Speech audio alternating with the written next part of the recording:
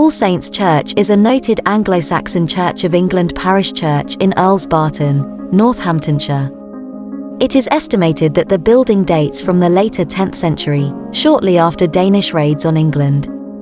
The tower at Earls Barton was probably originally a tower nave, the ground floor serving as the main body of the church with a small chancel annexed to it to the east, a doorway on the south side of the tower, and originally another opening on the west face, allowed access to the outside.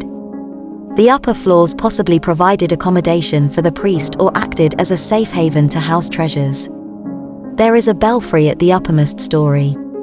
The tower is constructed of stone rubble and rendered on the outside, and is decorated with vertical limestone pilaster strips and strapwork. The way in which the tower is decorated is unique to Anglo-Saxon architecture. In the 12th century, the small Anglo-Saxon chancel, narrower than the tower, was raised and replaced by a nave so that the tower now stands at the west end. This nave was enlarged later in the 12th century and then renovated in the 13th and early 14th centuries. The east end of the chancel is 13th century. The tower is 69 feet or 21 meters high from base to the battlements.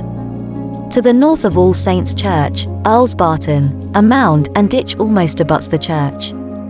Nicolaus Pevsner supposed that the lord of the manor regarded the church as an encroachment and planned to demolish it. Following the Norman conquest of England, an Anglo-Saxon called Waltheof had become the first Earl of Northampton. He married the niece of William I, Judith, and she was granted land at Barton, later named Earls Barton. The mound may have been part of a manor. It is reasonable to suggest that All Saints was originally linked to a manor, rather than to a monastery. Earthworks are also present adjacent to the church at Sulgrave in Northamptonshire, where the remains of an Anglo-Saxon hall have been discovered, so churches linked to manors were not unknown at the time of the building of All Saints.